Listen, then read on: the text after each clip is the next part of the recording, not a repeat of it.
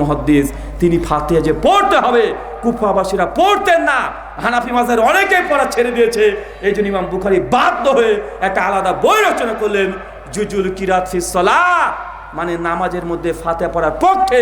ইমাম বুখারী 300 খানা হাদিস, 198 খানা হাদিস জড়ো করে সেই সময় একটা আলাদা বই রচনা করলেন। সেই সময় তারপর দেখছি যে না, অনেক কুফাবাসীরা ফাতিহা পড়ে না। তখন ইমাম বাইহাকি 458 হিজরিতে তিনি আর একটা বই লিখলেন, কিতাবুল কিরাত। তিনিও শত শত হাদিসে প্রমাণ করার চেষ্টা করছেন নামাজে ফাতিহা পড়া লাগবে। এখন বলেন এতগুলো আলেম ইমাম, তারা সবাই ফাতিহার পক্ষে, মাত্র কয়েকজন বিপক্ষে। এখন আপনি যে সাধারণ মানুষ, আপনি কোনটা করবেন? কোনটা করবেন? মানে আপনার তো অন্তত না, এই আলেমগুলো বেশি বেশি আছে, অন্তত 4 ইমামদের 3 ইমাম এই মতের উপরে আছে, অথবা এটা করাই ঠিক। ভাই মনে হচ্ছে কি হচ্ছে না? কথা বলেন। মানে একদম নিম্ন লেভেলের যারা কিতাবপত্র পড়া জানেন না, তাদের জন্য জাস্ট একটা ওসুল আমি আপনাকে দিচ্ছি। আচ্ছা, যে কোনো মাসালাতে আপনি এমনটাই দেখেন, যে কোনো মাসালায় আলহামদুলিল্লাহ আপনি দেখবেন আহলুল হাদিসরা যে রায় দেয়, আহলে হাদিসরা যে ফতোয়া দেয়, আহলে হাদিসরা যে মন্তব্য করে গেছে, ঘুরে ফিরে তাদেরকে আবার আহলে হাদিসদের ফতোয়ার কাছে বা আসতে হয়েছে কি হয় নাই। তবে একটা সমস্যা আমাদের যুব সমাজ, তরুণ সমাজ ভাইরা বলে, দেখেন ভাইজান, এইভাবে তো ঐক্য হবে না। কেন? আপনার নিজেদের নাম তো আহলে হাদিস রেখে দিয়েছেন। আহলে হাদিস নাম রাখলে তো একটা দল দল মনে হয়। কেন? আমাদের নাম তো আল্লাহ কোরআনে মুসলমান রেখেছে। সূরা হাজের 78 নম্বর আয়াতে নবী ইব্রাহিমকে বলছে যে তুমি বলো তুমি মুসলিম। সূরা আলে ইমরান আয়াত নম্বর 102 আল্লাহ বলছে বি আন্না মুসলিমুন, তোমরা সাক্ষী থাকো, বলো আমি মুসলিম। সূরা ইমরানের 64 নম্বর আয়াত আল্লাহ বলছে বলো মুসলিম। সূরা ফুসসিলাতের 34 নম্বর আয়াত আল্লাহ বলছে বলো মুসলিম। এবং কোরআনে 20 খানা আয়াত আছে আল্লাহ আমাদের নাম দিয়েছে মুসলিম। আহলে হাদিস নাম রাখলে এটা কেমন দল দল যেন মনে হয়। তো দল তো আপনারাই তৈরি করছেন। আবার দেখি যে আপনাদের মসজিদে আহলে হাদিস নামও লেখা আছে, আহলে হাদিস মসজিদ। এটা কেমন কথা হয়ে গেল না? ইসলামকে তো আপনারাই ভাগ করছেন। একটা অভিযোগ আছে না নাই? এই অভিযোগ একটু যৌক্তিক না? অভিযোগটা তো যৌক্তিক মোটামুটি। আমরা কেন আহলে হাদিস নামটা ব্যবহার করতে গেলাম? আল্লাহ তো কোরআনে আমাদের নাম রেখেছে মুসলিম, অতএব আহলে হাদিস পরিচয় দেওয়া উচিত নয়, মুসলিম বলে পরিচয় দিতে হবে। এরকম অভিযোগ আছে না সচরাচর? আচ্ছা, এরকম কোনো ব্যক্তি এই মুহূর্তে স্টেজে এখানে বসে আছেন কেউ যে মনে করেন যে না, আহলে হাদিস পরিচয় দেওয়া উচিত না, মুসলিম বলতে হবে? কেউ আছেন কি? তাহলে একটু হাত তুলে দেওয়া যায়। তুমি আছো, ওঠো। নাম কি? মুসলিম মুরসালিন আহমদ। কোথা থেকে আসছেন? আচ্ছা আচ্ছা আচ্ছা, আপনি বলেন, আপনার মন্তব্যটা বলেন।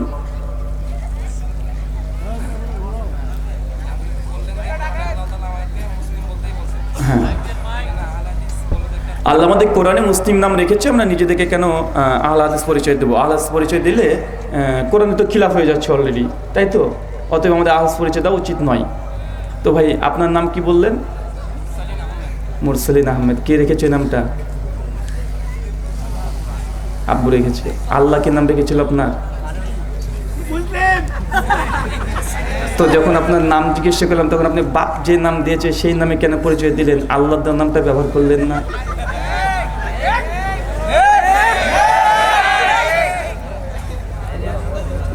অপমানের জন্য বলছি না। আল্লাহ আমাদের কোরআনে নাম কি দিয়েছে? মুসলিম। আব্বু নাম কি রেখেছে? মুরসালিন। বা আমার নাম রুহুল, ওর নাম ধরেন হ্যাবলা, ওর নাম ক্যাবলা, এর নাম নাট, এর নাম বল্টু, তাই না? এগুলো কে দেয়? বাপ মার নাম রেখেছে। আর আল্লাহ আমাদের নাম রেখেছে মুসলিম। তো আমরা যখন মানুষকে জিজ্ঞেস ভাইজান তোমার নাম কি, তখন আল্লাহর তো নামে কেউ পরিচয় দিইনি, বলে না যে আমি মুসলিম, আমি মুসলিম, কেউ বলে না। আমরা তখন কি ব্যক্তিগত একটা স্বতন্ত্র আলাদা বাপের দেওয়ার নাম আমরা ব্যবহার করি কি করি না? তার মানে বোঝা গেল আল্লাহর দেওয়ার নামের পরেও ব্যক্তিগত নাম রাখা যায়, এবং জরুরি বলতে এটা বাধ্যতামূলক কোনো সময় হয়ে যায়। এমন কেউ যুক্তিতে বলতে, দেখুন ভাই বসে পড়েন, কেউ আবার বলতে দেখুন ভাইজান আসলে দেখেন হাদিসে তো নবী তো নাম রাখার কথা বলেছে আমাদের, যে সন্তান যেন উত্তম নাম রাখো, হাদিস তো আছে, অতএব ব্যক্তি নাম রাখা যায়। আমি আর এক ধাপ এগিয়ে বলবো, হাদিসেই তো আবার আছে, আল্লাহ বলছেন আল্লাহর কাছে দুটো নাম সবচেয়ে প্রিয়, একটা আব্দুল্লাহ, একটা আব্দুর রহমান। তাই যতগুলো মুসলিম আছে কোনো নাম ব্যবহার করতে পারবে না, দুটো নাম সবাই আব্দুল্লাহ, আব্দুর রহমান। তোর নাম কি? আব্দুল্লাহ। তোর বাপের নাম কি? আব্দুল্লাহ। তার বাপের নাম কি? আব্দুল্লাহ। তার বাপের নাম কি? আব্দুল্লাহ। মানে আব্দুল্লাহ ছড়াছড়ি হবে কি হবে না? কথা বলেন। কারণ আল্লাহর কাছে দুটো নাম পছন্দ। কয়টা নাম? একটা আব্দুল্লাহ, একটা আব্দুর রহমান। তার মানে বোঝা যাচ্ছে যে আল্লাহ দেওয়া মুসলিম নাম ব্যতীত আমরা আরো অনেকগুলো নাম আমরা ইস্তেমাল ব্যবহার করছি, এগুলোর সঙ্গে কোরআনের ওই আয়াতের কোনো কন্ট্রাডিকশন হয় না। তো আমরা অবশ্যই মুসলমান, আমরা মুসলিম, কেউ এটা অস্বীকার করে না। কিন্তু মুসলমান এটা সিফাত, এটা বৈশিষ্ট্য। আহলে হাদিস এটা কোনো নাম নয়, এটা গুণ। কি বললাম? এটাকে বলে সিফাত, অ্যাট্রিবিউটস, এটা হচ্ছে গুণ। আহলে হাদিস মুসলিম আমরা কেন? কারণ কোরআন হাদিস মানি, এই জন্য আমাদেরকে বলা হচ্ছে আহলুল হাদিস। আহলে হাদিস এটা নাউন না তো, এটা তো বিশেষণ, এটা গুণ, এটা সিফাত। মুসলিম এটা হচ্ছে আমাদের ব্যক্তি পর্যায়ের নাম। এখন বলতে পারেন এটা কেমন হয়ে গেল? তবে আমার দাবি হচ্ছে এইটা, আল্লাহ সুবহানাহু ওয়া তাআলা কয়জন? কয়জন? একজন। আল্লাহর নাম কয়টা? কমপক্ষে 99। 99 শেষ নয়। ইমাম নওয়ী শারে মুসলিমের মধ্যে বলেছে আল্লাহর আরো অনেকগুলো নাম আছে। কোন হলো ইমাম ইবনে কাসির তো আল্লাহর 1000 নাম মধ্যে ঠেকে দিয়েছে, মানে 1000 মধ্যে চলে গেছে উনি। আল্লাহর নাম কোরআন সুন্নাহ থেকে মানে লিখতে লিখতে 1000 পার করে দিয়েছে। মানে কমপক্ষে 99টা আল্লাহর নাম আমরা সহিহ সনদে পাচ্ছি। যেন আর রহমান, আর রাহিম, আল কারিম, আল হাকিম আছে না নাই?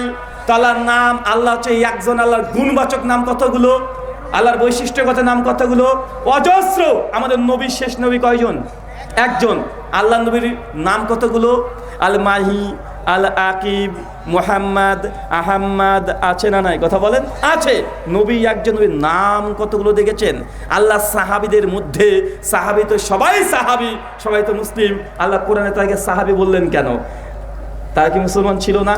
মুহাজির ও আনসার, সূরা তাওবা 100 নম্বর আয়াত। আল্লাহ সাহাবীদের মধ্যে দুটো গ্রুপ ভাগ করে দেয়, বৈশিষ্ট্য মুহাজির, আনসার। যারা হিজরত করেছে তারা মুহাজির, যারা তাকে আশ্রয় দিয়েছে তাকে বলছে মানে আনসার। তাহলে বোঝা যাচ্ছে আল্লাহ গুণবাচক সাহাবীদেরও মুসলিম ছাড়াও অনেকগুলো নাম ব্যবহার করেছে, কি করে নাই? সে মুমিনুন আয়াত নাম্বার 1, কদ আফলাল মুমিনুন। আল্লাহ মুসলমানকে মুমিন বলে ডেকেছে, কি ডাকে নাই? আল্লাহ কোরআনে মুসলমানকে মুত্তাকি বলে ডেকেছে, তারা হিজবুল্লাহ বলে ডেকেছে, আউলিয়া বলে ডেকেছে। কত নাম যে আল্লাহ কোরআনে মুসলমানের দিয়েছে আপনি জানেনই না। আল্লাহ মুত্তাকি বলেনি, ইয়া আইয়ুহাল্লাযীনা আমানু বলে ডাকেনি, কদ আফলাল মুমিনুন বলে ডাকেনি। আল্লাহ কত নাম, ফালা খাউফুন আলাইহিম ওয়ালা ইয়াহজানুন। এখানে আল্লাহ সুবহানাহু ওয়া তাআলা যারা মুমিন তাকে আউলিয়া বলে ডেকেছে, আছে না নাই? আছে। তাই আল্লাহ যে একটাই নাম রেখেছে ভাই, এটা সঠিক নয়। আল্লাহ আমাদের অনেক নাম রেখেছে, কিন্তু সব নামগুলো কি? বৈশিষ্ট্যগত নাম। আমরা আহলুল হাদিস, এটা আমরা বলছি কি? বৈশিষ্ট্য। কিন্তু এক শ্রেণীর কিছু মানুষ আবার বলছে, দেখো আহলে হাদিস এই শব্দটা হাদিসে পাওয়া যায় কোনো কোনো জায়গাতে, মুহাদ্দিসগণ এই শব্দটা ব্যবহার করেছে। তবে আহলে হাদিস বলতে তোমাদের মতো এই লালুগুলু মুড়ি বিক্রেতা এরা আহলে হাদিস না। আহলে হাদিস বলতে তারা যারা হাদিস নিয়ে গবেষণা করে, মুহাদ্দিসগণ, এরাই হচ্ছে আহলুল হাদিস। এক শ্রেণীর মানুষ বলে, কি বলে না? এটা হচ্ছে চরম পর্যায়ে মূর্খতা। অর্ধেক বলেছে হুজুরে। ইমাম আহমেদ বিন হাম্বল সেই সময়তে খাতিব বাগদাদি আল মুতাফা 463 হিজরি তার বিখ্যাত গ্রন্থ আছে জামে, প্রথম খণ্ড 183 পৃষ্ঠায় বলছেন যে আহলুল হাদিস বলতে দুটো বৈশিষ্ট্যের মানুষকে বোঝায়। এক, আলিম ফিল হাদিস, যারা হাদিসের প্রতি গবেষণা করে, হাদিস মুখস্থ করে, হাদিস নিয়ে চর্চা করে, হাদিসের শাস্ত্রকে যারা হেফাজত করে, এরাও আহলুল হাদিস। আর দুই, আমিল ফিল হাদিস, সাধারণ আম জনতা যারা হাদিস মুখস্থ করে না কিন্তু হাদিসের প্রতি আমল করে, এরাও আহলুল হাদিস। কথা বুঝতে পারলেন না ভাইজান? একটা যে হাদিস যারা চর্চা করে এরা তো আহলুল হাদিস, কোনো সন্দেহ নেই। কিন্তু যারা হাদিস মুখস্থ করে না, হাদিসের আলিম না, কিন্তু হাদিসকে নিঃশর্তভাবে অনুসরণ করে, এরাও হচ্ছে আহলুল হাদিস। এর চলন্ত দৃষ্টান্ত আপনাকে দিই। বাংলাদেশে দুটো ফিরকা আছে, একটা দেওবন্দি, একটা বেরলভী, আছে না নাই? তারা বলছে আমরা উলেমায়ে দেওবন্দ আহলে হক, আর একজন বলছে সিলসিলায়ে বেরলভী রেজভী আহলে হক। তা দুইজনই দাবিটা করছে। এখন দেওবন্দি কি জিনিস? খায় না গায়ে মাখে। দেওবন্দি হচ্ছে আমাদের ভারতের উত্তরপ্রদেশের একটা জায়গার নাম। দেউ মানে শয়তান, বন মানে জাল। জায়গাটার নাম হচ্ছে শয়তানের জাল। কথা বুঝতে পারলেন না ভাইজান? দেওবন্দি মানে কি?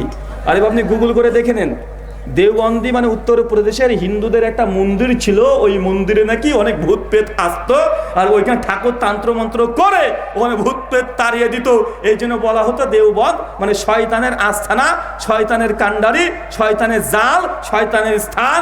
এই জন্য ওই নামটা হিন্দুরা রেখেছিল, জায়গার নাম দেওবন্দ। ওটা নিয়ে বাংলাদেশের মধ্যে দাবি করছে আমরা দেওবন্দ মানে শয়তানের দল। কথা বুঝতে পারছেন না ভাইজান? আপনি যদি আমাকে তো অবিশ্বাস করেন, যারা একটু উর্দু ফার্সি জানেন, মোটামুটি যেটা ফার্সি জানেন, দেউ ভাই বলে দেউয়ের মতো খাচ্ছে রে, কি আপনাদের এই শব্দের প্রচলিত আছে?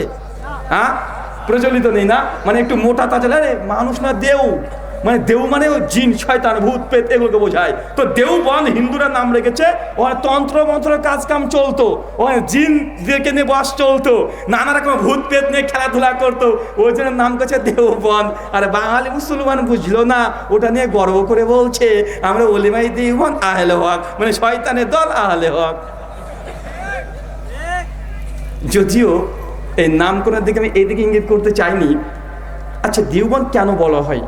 বলা হয় এই জন্য, যারা দেওবন্দ মাদ্রাসা 1866-তে ভারতের উত্তরপ্রদেশে কাসিম নানুতুবি আর রশিদ আহমেদ গঙ্গোই, আশরাফ আলী থানভি 5 জন মিলে দারুল দেওবন্দ একটা মাদ্রাসা প্রতিষ্ঠা করে। এখন এই দেওবন্দ মাদ্রাসায় যারাই পড়েছে তাদের লকব দেওয়া হয় দেওবন্দি। যারা মিশরের আল আজহারে পড়াশোনা করে তাদের নামের টাইটেল দেওয়া হয় আজাহারি। যারা মদিনা ইউনিভার্সিটিতে পড়ে তাদের নামের শেষের টাইটেল দেওয়া হয় মাদানি, মানে এটা মাদ্রাসায় ফারেগ হয়েছে এই জন্য তাদের টাইটেল কেউ দেওবন্দি, কেউ বেরলবি, কেউ আজহারি, কেউ মাদানি। এখন কি বিষয়টা পরিষ্কার না ভেজাল আছে? পরিষ্কার না? আচ্ছা, বাংলাদেশের এই যে আমার কিউট বয় একজন আছে না ভাইজান, আমার কিউট বয় আছে, আর এবছরে প্লে বয় একটা বের হয়েছে। প্লে বয় বলতে আমি খারাপ উদ্দেশ্যে বলি না, মানে প্লে বয়ের দুটো অর্থ হয়, একটা খারাপ সেন্সে হয়, মানে মেয়েদেরকে পটিয়ে পাটিয়ে তাকে ভুল করে এই জাহাতা মাথা করে দেয়, বারবার ছেঁকা দেয়, এটা একটা প্লে বয়ের কাজ। আর একটা প্লে বয় মানে হচ্ছে যে না, মানে ওকে ওই উদ্দেশ্যে নয়, সে যেহেতু খেলাধুলা করতো এই জন্য তার সিফাতের দিকে তাকিয়ে আমি নাম রেখেছি প্লে বয়। খারাপটা নেবেন না, ভালোটা নেন। তো উনি এখন ওলিমাই দেওবন্দকে আহলে হক মনে করছে এবং তারা বলছে আমরা নিজেরা যে দেওবন্দি। তো বাবা, দেওবন্দের মাদ্রাসায় জিন্দেগিতে পায়ের ধাপটা ফেলেছ? দেওবন্দকে যে দেওবন্দি মাদ্রাসায় পড়াশোনা করেছে তারাই দেওবন্দি। তুমি কবে দারুণ দেওবন্দে গিয়েছো? কবে পড়াশোনা করেছো? কোনোদিন করনি। তারপর নিজেকে দেওবন্দি বলে দাবি করা এটা অনর্থক নয়? তখন তারা কি জবাব দিবে? বলছে না না, অনর্থক নয়, বরং আমরা দারুল উলুম দেওবন্দে যে ফতোয়া ফারায়েজ আছে তাদের মাসলাককে আমরা ফলো করি, তাদের মানহাজকে ফলো করি। এর জন্য বাংলাদেশি রিক্সা চালক হলেও আমি দেওবন্দি। কেন? দেওবন্দের ফতোয়া ফারায়েজ মাসলাক আমরা ফলো করে চলি, এই জন্য আমরা এই মানহাজের দিক থেকে কি কথা বলেন দেওবন্দি। তো আমরা ওটাই বলি রে ভাইজান, আমাদেরও রিক্সা চালক যারা আছে, যারা হাদিস মুখস্থ নাই কিন্তু হাদিসের প্রতি আমল করে,